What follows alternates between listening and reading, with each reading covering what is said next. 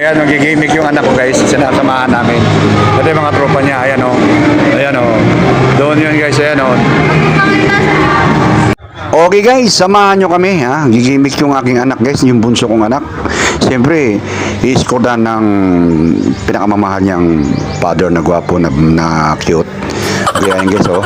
So, papasok tayo dito guys. Pakita ko lang sa inyo no. Live band to. Sa may Kaimu lang to guys. Kai Bar ang tawag nila dito. Sa may bandang Almar lang to guys. No, malapit lang naman to kung ikaw ay nakatira sa North Caloocan ano.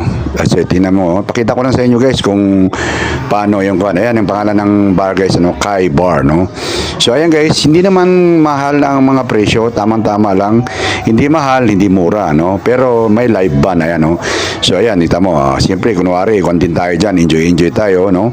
Ayan, siyempre kahit pa paano, ay pangpawala ng stress. Kasi yung anak ko guys, ay magsa-summer class na siya sa susunod na araw. Sabi niya, mag-unwind daw siya.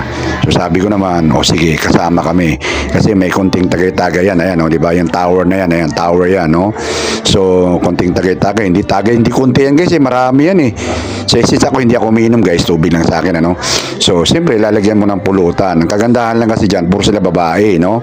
So, puro sila babae, hindi makain, hindi mainom. Kasi kung lalaki yan, yan, dana mo yung pulutan na yan, no? Yan. Yeah, pag binibilihan ng pulutan yan kasi para kuhan sila ba. So ayan oh. Yan kasi mga babae hindi gaano mapulutan, hindi gaano ni matagay, ganoon. Basta ang importante lang ay nag-enjoy. Siyempre ako naman kunwari rock and roll din tayo guys. Ayan oh, rock and roll din no. So ayan, nasa loob tayo. Daming mga kuhan diyan, gimmick.